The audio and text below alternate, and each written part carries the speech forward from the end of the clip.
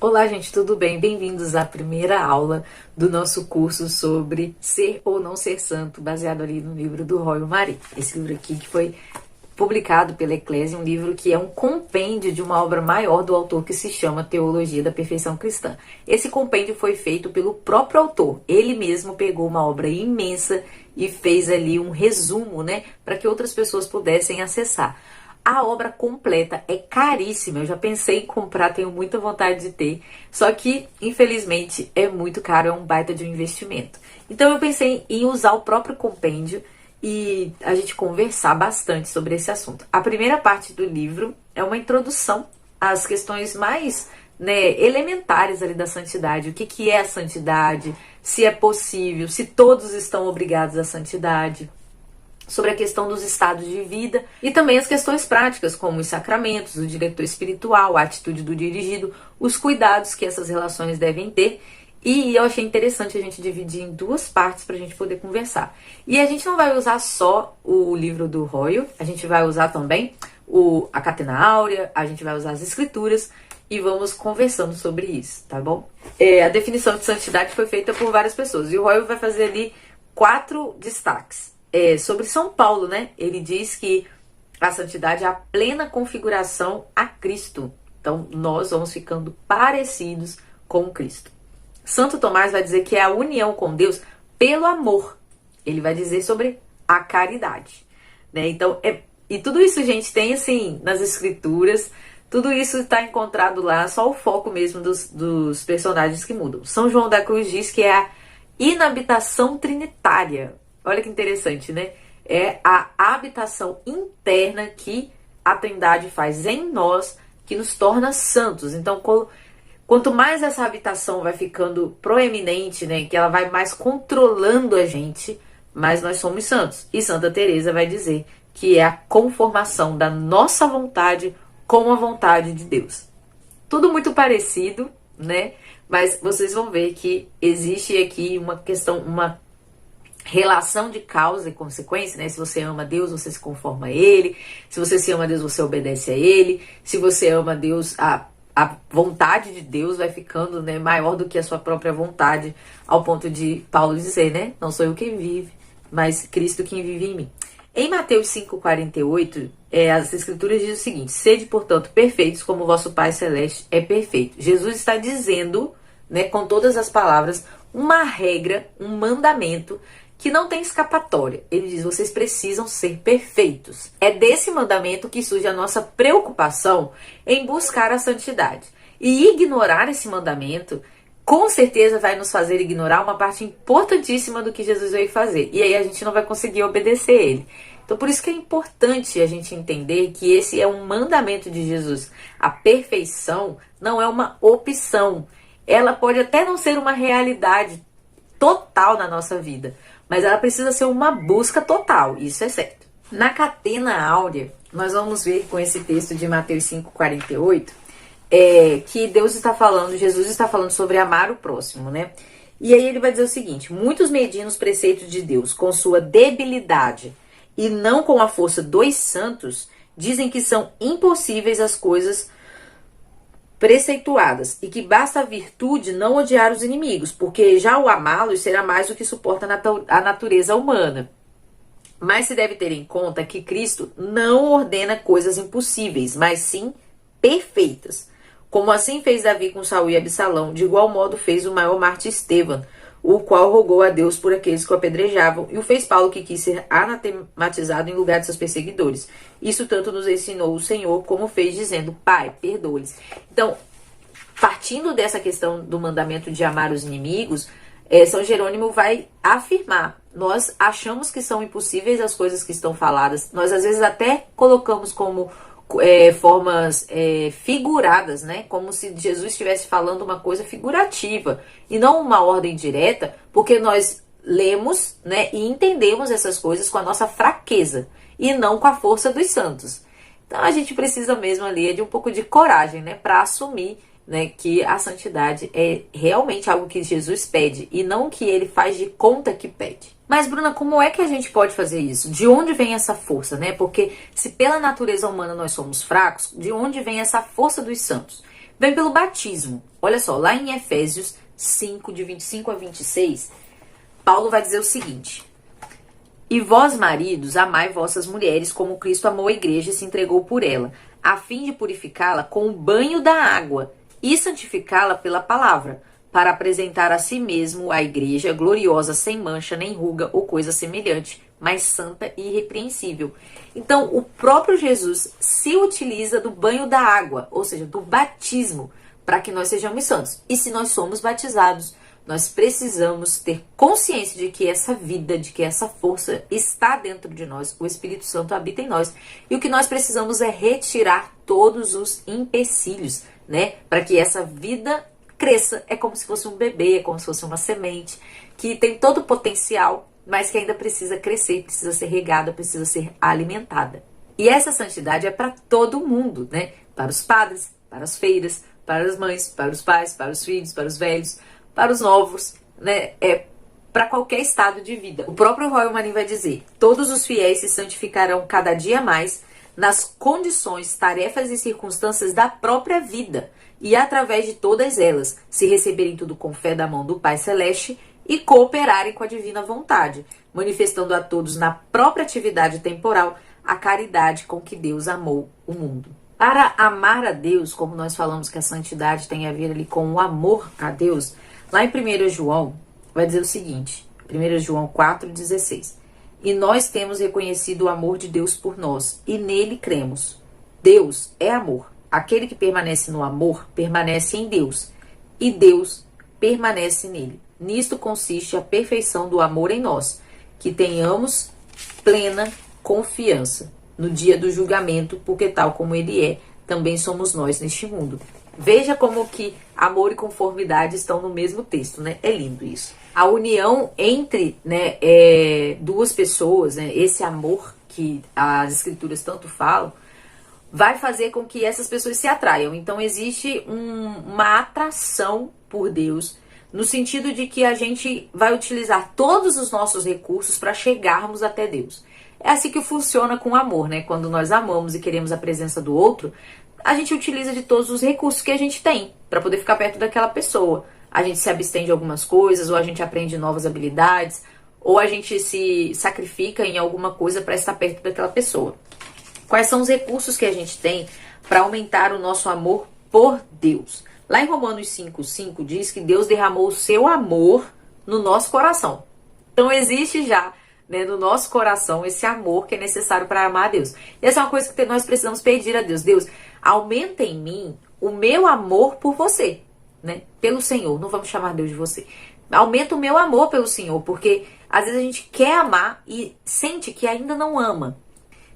E mesmo que o amor por Deus não precise exatamente ser um sentimento de paixão, como nós temos, né, carnalmente, e sim uma obediência, uma atitude, querendo se aproximar mesmo de Deus, a gente pode pedir mais força, mais amor, mais temor por Ele. Porque Ele vai fazer isso crescer em nós, para que vai transformar a nossa vontade.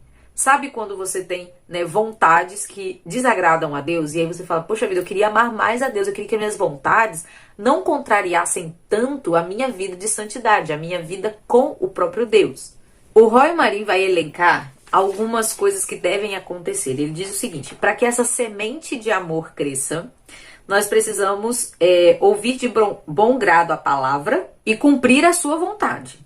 Obediência, né? Frequentar os sacramentos, oração, abnegação e serviço. E aí eu vou pegar aqui, né, uma brecha com essa questão da palavra ser uma semente, para a gente conversar sobre a parábola do semeador. A parábola do semeador, você já conhece, né? O semeador vem a semear e joga a semente, né? Ele vai jogar a semente em um determinado terreno, mas parte dessas sementes vão caindo. Uma delas cai no caminho, outra cai na pedra, a outra cai nos espinheiros e a outra dá frutos porque cai num bom terreno. Esses terrenos somos nós, né? Como que nós vamos nos comportar? E às vezes, todos os terrenos somos nós. Então a gente vai se transformando de um terreno que não é próprio para o plantio, para um terreno que tem pedra, para um terreno que tem espinho, para um terreno que é bom e dá fruto. né? E isso pode oscilar muito na nossa vida de santidade. Como que isso funciona, né? Vamos lá. A palavra de Deus é uma semente que tem que brotar. Ou seja, a palavra de Deus é vida, certo?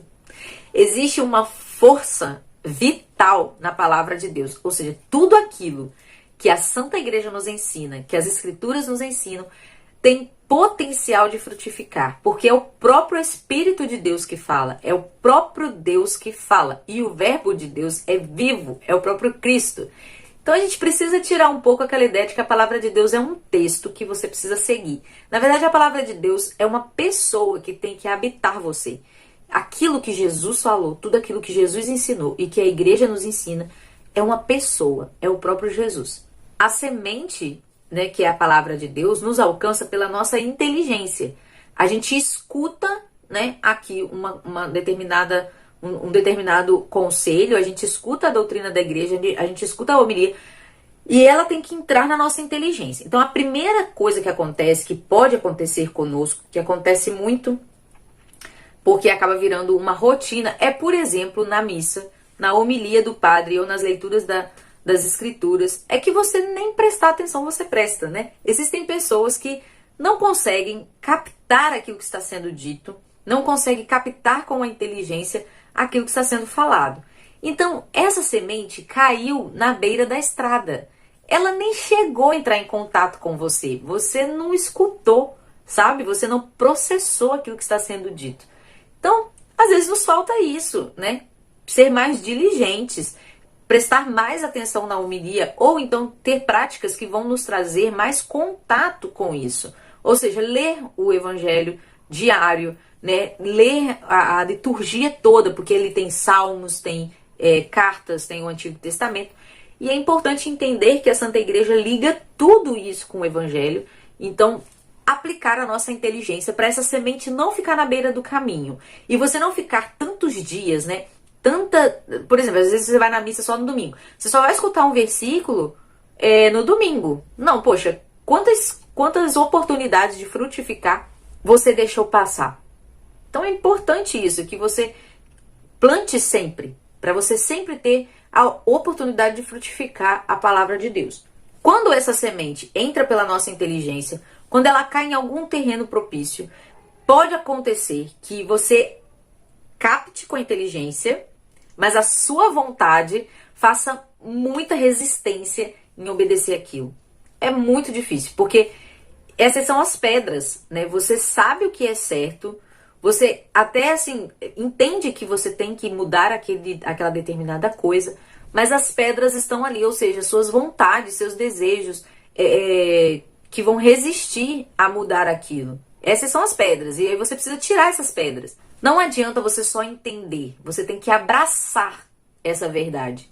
Então você precisa tirar essas pedras, tá? Para não sufocar essa semente que caiu aí no seu terreno da inteligência. É entender e abraçar. É entendimento e força de vontade. Então a gente precisa ter caráter para poder ser santo. É a primeira coisa, né? Senão a gente vira pessoas hipócritas. A gente sabe o que é certo, fala do que é certo, ensina o que é certo, mas não abraça aquilo que é certo com a vontade.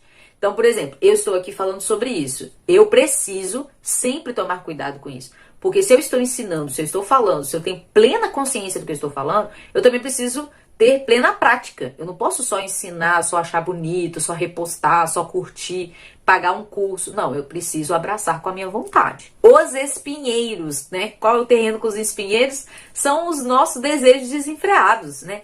Você entendeu com a inteligência, abraçou com a vontade, mas tem uns negócios que você... Acabou aqui a memória do meu celular.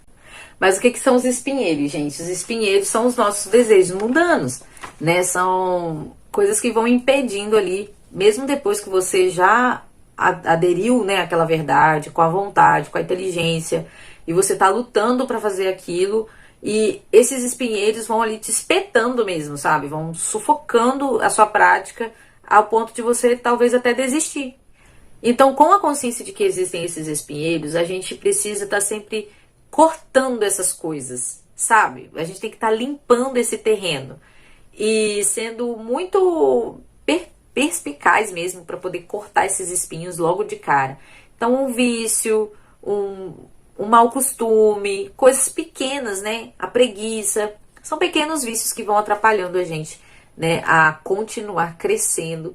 E aí sim, né, quando a gente consegue isso na luta diária, aí sim, a gente vai dar fruto. Então nós vamos cair ali em terreno fértil.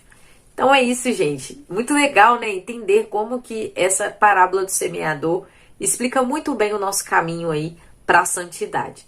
E falando também do amor, nós temos que nos lembrar que o sacramento do amor é a Eucaristia. Então, esse é outra forma que a gente tem, né? É outro recurso que a gente tem para se unir a Jesus. E é para se unir a Jesus de verdade, né?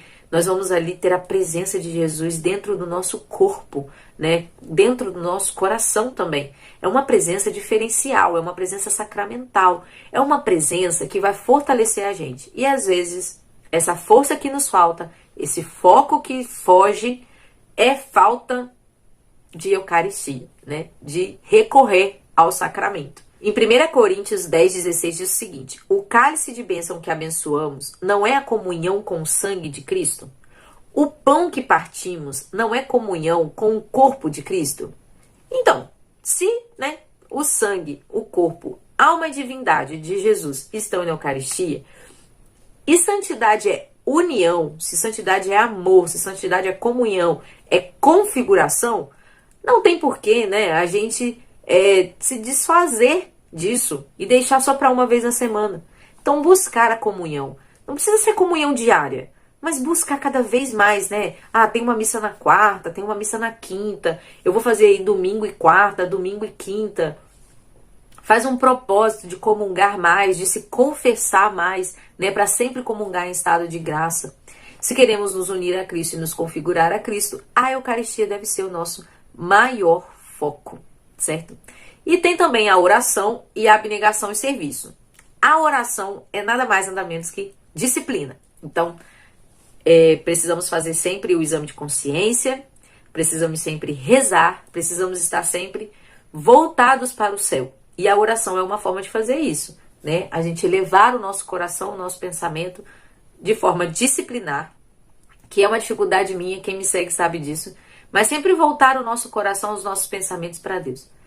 E a abnegação e serviço é a vida como plataforma de penitência e gratidão. Então, servir as pessoas, servir a nossa casa, servir a nossa comunidade, é uma forma de nos mortificar, porque quanto mais você trabalha para outros, você trabalha menos para si próprio, e também de ser grato, ou seja, Deus te deu força, Deus te deu recurso, Deus te deu dons, e aí você vai ser grato a Deus servindo as pessoas. Esses são aí então os nossos meios, né, de santificação, os meios de nos aproximar de Deus, de nos mortificar e de crescer. E na próxima aula a gente vai falar de por que de tantos fracassos, né? Nossa, né? Parece tão fácil assim. Mas por que a gente fracassa tanto? Por que a gente cai tanto? Por que a gente desiste e recomeça? Por que a gente fracassa, certo? Antes da gente terminar, eu quero ler um negócio para vocês. Aqui na página 30 do livro, ele vai dizer o seguinte: se estamos obrigados a aspirar à santidade e atender a ela com todas as nossas forças, é porque a santidade está perfeitamente ao nosso alcance. Do contrário, estaríamos obrigados a aspirar o impossível, o que é impensável em uma vocação, e chamado urgidos pelo próprio Deus. Por quê? Porque Deus não mente. Isso é muito importante, né? Então, nós precisamos ser santos porque é uma exigência do nosso batismo, é a exigência do primeiro mandamento, amar a Deus sobre todas as coisas, e em virtude da vocação universal à santidade, que foi manifestada claramente pelo Concílio Vaticano II, onde diz que todos nós estamos chamados para ser santos. É isso, gente. Eu espero que vocês tenham gostado dessa primeira aula, e a gente se vê na próxima aula para falar dos nossos fracassos. Tchau, tchau, e até lá.